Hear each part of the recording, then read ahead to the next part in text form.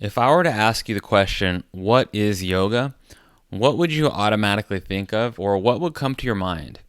Because chances are you might think about people going into a yoga classroom and unrolling their yoga mat and doing a bunch of stretches and different yoga postures. Or you might think of somebody trying to do like an impossibly hard headstand in front of a picturesque setting so that they could share that onto their social media account, right? Like these are the things that we oftentimes think of when we think of yoga. Or if you've ever asked somebody if they've done yoga, chances are you may have heard people respond by saying something along the lines of, "Oh, I can't do yoga because I'm not flexible enough," right? I've heard this a million times.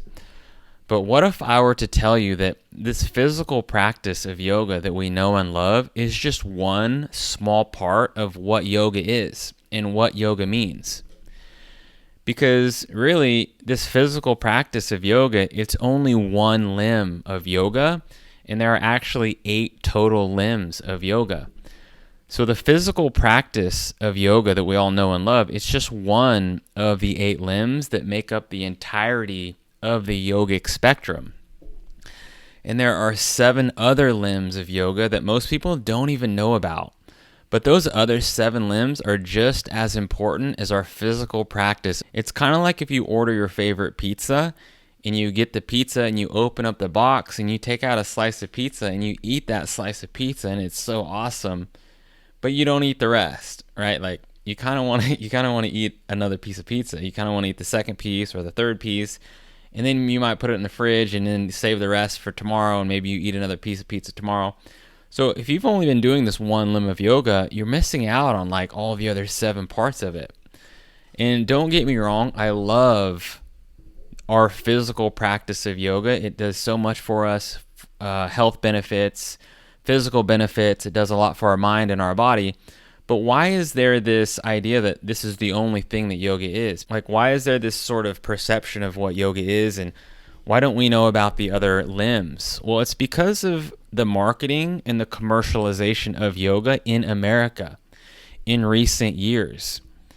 We've kind of been marketed this idea of what yoga is and sort of sold this idea that you kind of have to look a certain way and you kind of got to wear certain clothes and you've got to be flexible. And like we've been sort of marketed this idea in fashion magazines and fitness magazines and commercials and movies and things like that, when in reality, yoga is just still so new in America that most of the time we just don't know. Like we don't know any different. But yoga, it's only been around in America here for about 130 years, which is still pretty brand new. And if we zoom out a little bit, America itself is only 247 years old, which isn't very old at all. And so the Declaration of Independence was signed in 1776. And so if it's the year 2023, that's only 247 years old. And then if we zoom out a little bit more, we can see that the practice of yoga, it's over 5,000 years old. So we can see how old yoga is compared to how old present day America is. And we know yoga is over 5,000 years old because we've found cave drawings that have been dated 5,000 years plus of people sitting in like yoga postures and what look like engaging in what looks to be this practice. And yoga originated over in the Eastern Hemisphere over 5,000 years ago, where this yellow circle is around where India is. So this is over in the eastern part of the world, and this was before modern day America even existed. And it wasn't even until 1492 that Christopher Columbus sailed across the ocean blue. He sailed across the Atlantic Ocean and discovered and landed in the Americas, and he's the one that's sort of credited with finding the Americas, and this is why they called the Americas like the New World. Like it was this new discovery, this exciting thing, and everyone wanted to come across the ocean and see what this new world was all about. And so if you remember Christopher Columbus and his 3 ships, that happened in 1492, and then after that, the original 13 colonies of the United States were then developed and established in the 1600s, and then after that, explorers traveled across the western frontier and sort of developed and discovered the rest of the United States. And from there, everything kind of developed, and the rest is history, right? And so going back to our timeline here, Christopher Columbus lands in America in the Americas in 1492. Declaration of Independence was signed a couple of hundred years later in 1776, making America official. And it wasn't even until 1893 that yoga finally makes its way over across the ocean and lands in America. So there was this big conference in Chicago where these people came over from the eastern part of the world, and they're like, hey, there's this yoga thing. You guys should check it out. It's super cool. You guys might like it. And so that happened in 1893. And then after that, yoga started to develop and become more popular in the 1900s, like the mid 1900s. And then from there, it started becoming more and more commercialized and marketed as this physical practice that we know and we love today. And so this is why yoga is still so new, and it's only 130 years old in America. And I wanted to explain this because I think this is why a lot of people don't really know much about those other 7 limbs of yoga, because it hasn't been carried over and marketed to in the media like the physical practice. And so we think it's just stretching in the physical practice, but it's so much more. There is so much more to it that when we understand and develop a deeper understanding of these other areas of yoga and integrate those into our lives, it makes us happier, more peaceful, more joyful, and it does so much for our confidence, and it gives us a greater sense of self and clarity. So these are the 8 limbs of yoga. And the physical practice that we all know and love, it's the 3rd limb. It's the asana practice. And again, don't get me wrong, I love the asana practice, but all the other ones are just as amazing. And so if you have a physical practice, an asana practice that you really like, well, think about the possibility that you might like all the other ones just as much, because honestly, I love all these other limbs of yoga. Like, they're so awesome. So it's actually pretty exciting once you start to learn and embody these as well. And I know the word asana sounds funny, right? It looks weird. It looks kind of funny. Well, the English translation is physical posture, but a lot of times people look at these funny looking words and they're like, this looks weird, it looks funny, like it sounds funny, so what's the deal with that? Well, the reason that they sound and look funny is because back in the day, thousands of years ago, when yoga was being developed, they used Sanskrit language back in the day. And the modern day English system that we use today here didn't even exist yet. And so that's the only reason that it was written in Sanskrit. But there's an English translation for all of these, so we can learn about them. Now, something to keep in mind when we're learning about this stuff is that sometimes there's not an exact English translation for the Sanskrit words. So depending on what textbooks you read and look at and who the author is, the exact translation might vary a little bit, but they all kind of talk about the same thing, and they're describing the same thing when you're talking about these other 8 limbs. Another thing I wanted to touch on just real quickly, because this comes up a lot, is that yoga is not a religion. So studying yoga, it does not have to conflict with any religious beliefs, because a lot of times people think that it's some sort of Eastern religion, and so there's this fear associated with learning more about yoga and diving in a little bit more. But I'm here to tell you that yoga is not a religion. The only reason that there's that misperception is because yoga was developed in the eastern part of the world, and they used these 8 limbs to connect to their god or their deity. And over in the eastern part of the world, they believed in Hinduism and Buddhism and these different things, and they used the 8 limbs of yoga to connect to their god. And so a lot of the old textbooks that were written thousands of years ago, they mentioned some of these Eastern religions. But we can use these 8 limbs to connect with whatever deity or God that you choose. It doesn't matter what religion you are. All that matters is that you're a human being. You have a human mind, you have a human body, human flesh, and yoga is all about calming the mind, calming the body, and connecting to that deeper sense of self. It doesn't have anything to do with religion. So don't worry about the funny sounding words, and I know they look weird in the Sanskrit. That's just a language, and the 8 limbs, it doesn't have anything to do with any religion. All right, so you might be wondering, okay, well, what exactly are these other 7 limbs? What will they do for me, and why should I learn them?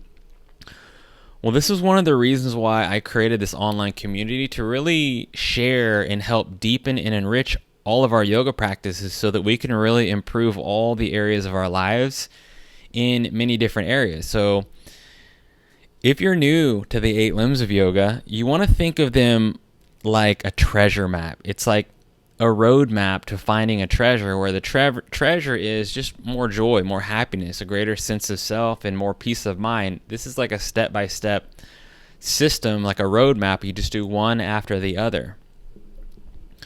And so in this online community, I teach all of the different asana practices, all the different physical practices. So if you go into the classrooms tab, you'll find foundational pose breakdowns with tips and tricks. You'll find arm balances, you'll find inversions, advanced inversions. But I also teach about the other 7 limbs of yoga so that we can really start to understand these principles, really embody them, and go out into the world and integrate these into the world so that we can make ourselves better, stronger, and happier, and make our lives better. And so it's all about integrating everything together, the mind, the body, the soul, and really developing into the character that we really want to be and live as. And in doing so, we're going to improve all of our relationships, improve our social circle, and get a lot more clarity on our goals. We'll start to develop new habits, let go of old habits, and just develop a lot more confidence in who we are, who we want to be, and where we want to go. And we'll also strengthen our relationships at home, in our family, and as well as our professional development and our work relationships as well, because we'll just be a lot stronger, a lot more confident, and have more clarity with more vision. And the ultimate goal here is to make the world a better place. Like, as we develop our character and develop our yoga practice, we're going to make ourselves happier and more joyful and more peaceful. And then we can go out into the world and take that out into the world and share it with other people throughout the day or throughout the week or throughout the month. And this is making the world a better place to live, and it's making the world a better place to be. And this is important because if you look at the state of the world today, like, let's be honest, like, we need to do a better job. Like, we need to make the world a better place to live for all of us. Like, there's a lot going on. And so now is kind of the time. Like, now is the time where we have to take initiative and take responsibility to improve ourselves and to improve the world. Like, we're the ones that are alive right now, and there's no one else that's going to do it. It has to be us. So by developing our practice, developing ourselves, we can really go out into the world and integrate these ideas into the world and make everyone's life better, and that's going to make the world a better place. And so go into the classrooms tab and check out the different foundational poses. There will be a focus pose. So whatever the focus pose is, go in here and learn about the focus pose. And then the goal is to practice that focus pose, whether that's on your mat in your living room or if it's in a classroom, wherever you are. Just try and bring a little bit more awareness into that yoga pose and yoga posture so that we can develop our practice. And then there'll be a yoga philosophy point for us to practice and integrate in our lives for a couple of weeks. And you'll see what I mean once you go in here and start to learn about that. But the goal here, like the guiding star, the guiding principle of this community, of this group, is to develop and strengthen our yoga practice in ways that will enrich our life as we move towards our personal and professional goals. So that's sort of the North Star. It's the guiding principle why we're all here and why I wanted to create this group, so that we could all learn and grow together. And so as you go through and look at the classroom and participate in the discussion or whatever, however you want to do that, feel free to ask questions. So whatever questions that you have about any yoga postures, any of the philosophy stuff, anything at all, ask questions. This is a helpful community. And then answer questions whenever you can. If somebody asks a question that you know, answer a question, share tips, share advice. Also, share progress. So whatever progress that you're making in your yoga practice, share that. So let's say, for example, you've been working on your crow pose for a couple of months, and finally you're able to nail your crow pose. Go into the discussion group or on the board and share that you got your crow pose and maybe some tips that helped get you there, because there might be some people in the group that haven't gotten their crow pose yet that could take some of those tips that you share and learn, and it will help improve their practice. And then in the same respect, let's say somebody might be working on like a birds of paradise or something, and they get their birds of paradise and they go and they share their progress and some of the tips and stuff that help them get their birds of paradise. That might help you if you haven't gotten yours yet. So you're learning from them, they're learning from you, we're all learning from each other. And as we're sharing our progress and sharing our tips, this is going to create an upward feedback loop where we're all developing and growing. So that's what we want. So share your progress, and then support and encourage other people. This community is all about support and encouragement. So show support whenever you can. Offer tips, offer advice, make connections. So everyone in this group, we all have something in common. We want to learn more about yoga. We want to improve our yoga practice. We want to become happier and make progress towards our personal and professional goals.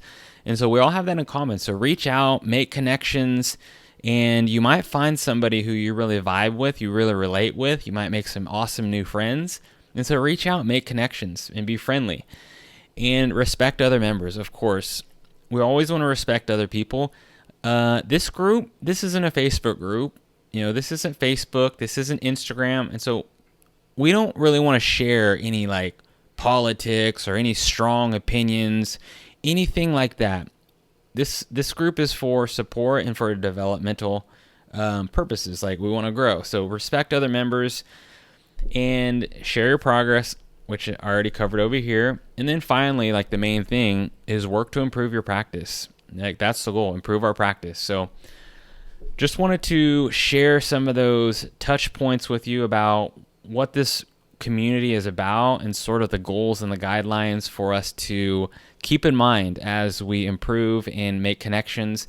And so just keep this guiding principle, this North Star in mind as you are in the group and as you're learning and as you're making connections and talking to other people.